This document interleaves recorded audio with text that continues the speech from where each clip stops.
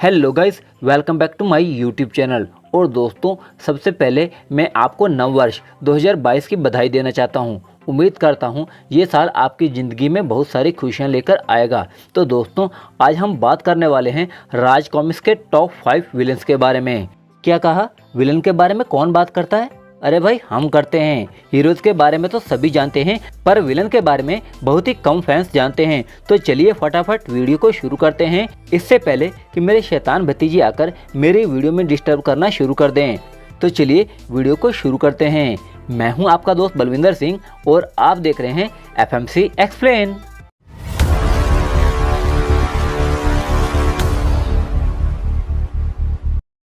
तो दोस्तों, वैसे तो आरसी में कई विलन्स रहे हैं जो एक से बढ़कर एक हैं और जिन्होंने एक वक्त में अपने अपने क्षेत्र के सुपर हीरो के भी छक्के छुड़ा दिए हैं। पर मैं बात कर रहा हूं उन टॉप 5 विलन्स के बारे में जिनकी ताकत असीमित है और अगर वे चाहें तो पूरी धरती को तबाह कर दें या तबाही के कगार पर लाकर खड़ा कर दें। तो ऐसे विलन्स में से सबसे पहले मैंने जिसे चुना है वह है महामानव। अब आप सोच रहे होंगे कि आरसी में महामानव से भी बड़े विलन हैं जो सुपर हीरो की भी बैंड बजा सकते हैं, पर महामानव को टॉप में रखने का एक कारण यह भी है कि वह बिना किसी असुरी शक्ति या शैतानी शक्ति के दम पर सुपर हीरो को हराने की पावर रखता है। हालांकि उसका मकसद कभी धरती पर कब्जा करने का नहीं रहा, बल्कि शुरू में वो मानवों का विकास करना चाहता था, पर अपने तरीके से। तो जाहिर है उसके तरीके में निर्दोष लोगों की भी भारी तादाद में मौत होनी थी और एक सुपर हीरो ये कैसे होने दे सकता है। तब ध्रुव ने अपने दिमाग के दम पर उसे हराया और ज्वालामुखी में कैद रहने पर विवश कर दिया। पर चूंकि यह वो समय था जब महामानव मानवों के बारे में अभी पूरी तरह से नहीं जानता था, तो ध्रुव ने अपनी बुद्धि के बल पर उसे पुनः ज्वालामुखी में कैद कर दिया था। हालांकि महाकाल कॉमिक्स में ग्लालागीचा से निपटने के बाद महामानव की राय मानवों के लिए बदल गई थी, पर जलजला कॉमिक्स में एक बार फिर महामानव दुनिया के लिए खतरा बन गया था। अब वह न सिर्फ अपनी मानसिक ऊर्जा का यूज कर सकता था, बल्कि अपनी मानसिक ऊर्जा को मनचाही ऊर्जा में बदल सकता था। और इसी क्रम में उसने नागराज को नाजगर जैसी मुसीबत से भिड़वा दिया था, जो नागराज की कोशिका से बना एक विकसित जीव था। हालांकि ग्लालागीचा उसकी टक्कर का विलन है, पर दोनों एक ही कैटेगरी के हैं, इसलिए मैंने ग्लालागीचा का जिक्र न करके महामानव का ही जिक्र किया है। महामानव ही एकमात्र ऐसा विलन है जिसने निंजा देव क्रीगी को भी हराया है। और वो बात अलग है कि महामानव के दिमाग पर ग्लालागीचा का कब्जा था, पर महामानव ने नागराज, ध्रुव, तिरंगा, स्टील, भेड़िया, शक्ति, परमाणु जैसे सुपर हीरो के साथ साथ धनंजय की भी बैंड बजाई है। नंबर 2 पर है हरु प्राणी। अब अगर हरुओं की बात करूं तो भाई यह भी जबरदस्त विलन हैं और ये इतने पावरफुल हैं कि एक नई सृष्टि का निर्माण करने की क्षमता भी रखते हैं। इनका सबसे बड़ा मकसद खुद को 30 मार खां साबित करना है और ये खुद को देवताओं से भी ऊपर दिखाने की कोशिश में रहते हैं। और इसी मकसद को पूरा करने के लिए कोरहाम कॉमिक्स में ये पृथ्वी पर नजर आए। चूंकि पृथ्वी पर इन्हें मैटर रूप लेने के लिए काफी ऊर्जा खर्च करनी पड़ती, तो इनमें से एक ने रमेश खन्ना नाम के एक फोटोग्राफर के शरीर पर कब्जा कर लिया था, जो मिलेनियम कॉमेट नाम के एक पुच्छल तारों को देखने का आनंद लेने के लिए उसका फोटोशूट कर रहा था। फिर उसने अपनी शक्ति से एक रेटल स्नेक को एक खतरनाक प्राणी में बदल दिया था ताकि वे आसपास के इलाके को तबाह कर सके। ये आसपास का इलाका था महानगर, जहां के रक्षक नागराज ने अपनी शक्ति झोंक दी थी उस प्राणी को खत्म करने में। इसी तरह हरु के बनाए रेत प्राणी मरेत से इंस्पेक्टर स्टील का सामना होता है और वह चंडिका के साथ मिलकर उसको रोकने की कोशिश करता है, पर कामयाब नहीं हो पाता। तब ध्रुव पानी की मदद से उसे नष्ट करने की कोशिश करता है, पर वह भी कामयाब नहीं हो पाता। तब स्टील प्लास्टिक मुक्त अभियान से इकट्ठी की गई पॉलीथीन और प्लास्टिक में मरेत को जलाकर उसे नष्ट करते हैं। इसी तरह डोगा एंथोनी की फाइट भी देखने को मिली, जो वास्तव में एंथोनी के शरीर पर हरु प्राणी के कब्जे के कारण हुई थी। हरु प्राणी ने भी लगभग सभी हीरो के नाक में दम कर दिया था, यहाँ तक कि नागराज भी हरु प्राणी के कब्जे में आ गया था और वह परमाणु शक्ति, तिरंगा आदि से भिड़ बैठा था। तब एक नन्ही बच्ची ने नागराज के हरु रूप को इमोशनल कर दिया और उस भावनात्मक प्रभाव ने हरु नागराज को ठीक कर दिया था। हरु हर चीज पर कब्जा कर सकते थे, चाहे वे देवताओं द्वारा निर्मित सृष्टि की कोई भी चीज हो, पर हर बार खुद को हारता देख हरु ब्रह्मांड रक्षक के प्रतिरूपों का निर्माण कर देता है, जो शक्ति सोच के मामले में असली जैसे थे, पर उनमें खतरनाक हरु शक्ति भरी थी, जिसके कारण वे अपने अपने प्रतिरूपों से जीत नहीं पा रहे थे। तब ध्रुव के आइडिया पर वे कॉम्पिटिटर बदल कर लड़ने का फैसला करते हैं और एक एक करके अपने प्रतिरूपों को नष्ट कर देते हैं और अंततः शक्ति हरु ऊर्जा को रमेश खन्ना के शरीर से अलग कर उस हरू प्राणी को वापस उसी कॉमेट में छोड़ देती है जहां से वे आए थे। हरू प्राणी की शक्ति का आइडिया यहाँ से लगाया जा सकता है कि सर्वनायक में उसका बनाया महामानव प्राणी असली महामानव को हरा देता है। निश्चित ही वो महामानव असली महामानव को मार देता अगर ग्लाला गीचा उसे नहीं चबा जाता। तो अब आप समझ सकते हैं कि हरू कितने खतरनाक प्राणी हैं। तीसरे नंबर की बात करूं तो तीसरे नंबर पर है ड्रैकुला।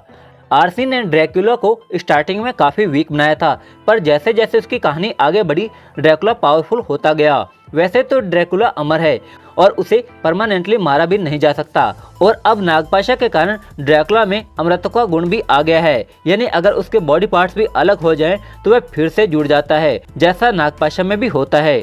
और जैसा कि ड्रैकुला के बारे में हम जानते हैं कि वह जिसे काटे तो वह भी पिशाच बन जाता है, और वह पिशाच भी ड्रैकुला का ही गुलाम होता है, सिवाय नागराज के। नागराज की हीलिंग पावर के कारण ड्रैकुला के पिशाची लार का असर उस पर उतना नहीं हुआ जितना आम इंसान पर होता है। इसके अलावा अब सर्वनायक में हमने ड्रैकुला की पावर में बढ़ोतरी भी देखी है। वैसे तो आरसी के ड्रैकुला ने अपने अंदर ये क्षमता भी विकसित कर ली है कि उस पर ना तो अब क्रॉस का असर होता है और ना ही पवित्र जल का। इसके अलावा वह सूर्य की रोशनी में भी बाहर आ जाता है, और अब तो उसके साथ बॉर्डेलो भी शामिल है जो पाप क्षेत्र की अतृप्त आत्माओं की अगुवाई कर रहा है। अब अगले विलन की बात करूं तो चौथे नंबर पर है सदम, जो बहुत पावरफुल विलन है। सदम ने एक टाइम पर पूरे ब्रह्मांड रक्षकों को बेवकूफ बनाया और वे सभी सदम को सही समझ रहे थे, पर बाद में ध्रुव ने यह पता लगा लिया कि वास्तव में सदम विलन है। सदम वास्तव में वह शक्ति थी जिसने आरती के अनुसार कौरवों को अपने भाइयों के प्रति विश्वासघात करने के लिए प्रेरित किया था, और इसी के मति भ्रम में पड़कर ही युधिष्ठिर जैसे धर्मात्मा को भी जुआ खेलने और दाव में द्रौपदी को लगाने के लिए प्रेरित किया था। जब महर्षियों को यह बात पता चली तो उन्होंने एक यज्ञ किया जिसने सदम को एक शरीर दिया, और फिर उस शरीर को नष्ट करने के लिए यज्ञ शक्ति से अदम को पैदा किया। यहाँ इन दोनों के नाम कन्फ्यूजन पैदा करने वाले हैं, यानी अधर्म पर चलने वाले का नाम सदम है और धर्म पर चलने वाले का नाम अदम। यही नहीं, अदम जो कि एक पुण्य शक्ति है वह विकृत रूप वाला है, और सदम जो बुरी शक्ति है वह अच्छा दिखता है। इसी कन्फ्यूजन में ब्रह्मांड रक्षक भी पड़े थे। जैसे जैसे धरती पर पाप बढ़ता है वैसे वैसे ही सदम की शक्ति भी बढ़ती जाती है। सदम को अदम ने पाप क्षेत्र में भेज दिया था, पर सदम चंडकाल और नागराज की टकराव की ऊर्जा से बाहर आ गया था और खुद नागराज का रूप धरकर त्रिमुंड हासिल कर लिया था। पर असली नागराज ने उसे धनंजय द्वारा बनाए गए आयाम द्वार से सूर्य की सतह पर फेंक दिया था। पर सर्वनायक में हम देख चुके हैं कि वह किसी तरह सूर्य की सतह से बाहर आ गया है, और अब उसके पास त्रिमुंड की शक्ति भी है, और साथ ही साथ वह ड्रैकुला जैसी शक्ति से हाथ भी मिला चुका है।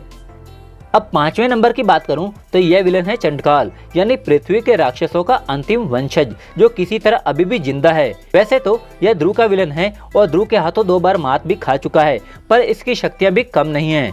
एक समय में इसने सामरी जैसे शक्तिशाली शख्स के शरीर पर भी कब्जा कर लिया था, और इससे पहले वह लाल हीरे के जरिए कई खतरनाक शक्तियों का स्वामी भी बन गया था, और निंजा क्रिगी, जंगालू, धनंजय और ध्रुव को इसे हराने में काफी मशक्कत करनी पड़ी थी, और अपने अपने प्रतिरूपों से भी लड़ना पड़ा था। यही नहीं, चंडकाल ने यति गुरु शक्तालु, लोरी और इसके अलावा कुछ अन्य शक्तिशाली योगियों की शक्ति को सोख कर पंचतत्व शक्ति पर काबू पाया था और महाप्रेत की रचना की थी, जिसे मारने में जंगालू, लोरी और ध्रुव को काफी दिक्कतों का सामना करना पड़ा था, और महाप्रेत के साथ साथ उन तीनों का शरीर भी विखंडित हो गया था, जिन्हें बाद में यति गुरु शक्तालु ने अपनी शक्ति से जोड़ दिया था। उसके बाद बेड़ी कड़ी द्वारा स्वर्ण नगरी में कैद चंडकाल को छुड़वा लिया गया था, और उसी की शक्ति से बने एक प्राणी प्रस्तर से नागराज का सामना हुआ था। चंडकाल में चूंकि राक्षसी शक्तियां हैं और वे अपने पंचतत्वों को अलग अलग भी कर सकता है, तो उसने अपने पंचतत्व रूपों में नागराज और उसके साथी नागों को कड़ी टक्कर दी थी, और तब धनंजय और ध्रुव की मदद से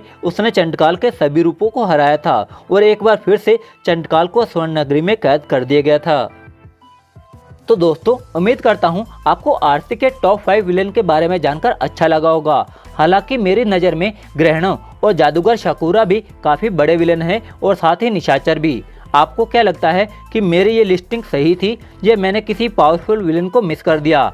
आपके हिसाब से टॉप 5 विलेन के लिए लिस्टिंग कैसी होनी चाहिए, हमें कमेंट बॉक्स में जरूर बताएं। अगर वीडियो पसंद आए तो वीडियो को लाइक और अपने दोस्तों के साथ शेयर जरूर कर दें। चैनल पर नए आए हैं तो सब्सक्राइब मारो मेरे चैनल को, और वीडियो की अपडेट जानने के लिए मेरे फेसबुक और इंस्टाग्राम पेज को फॉलो जरूर कर लें। मुझे पर्सनली भी आप इंस्टाग्राम पर फॉलो कर सकते हैं, सारे लिंक आपको डिस्क्रिप्शन में मिल जाएंगे।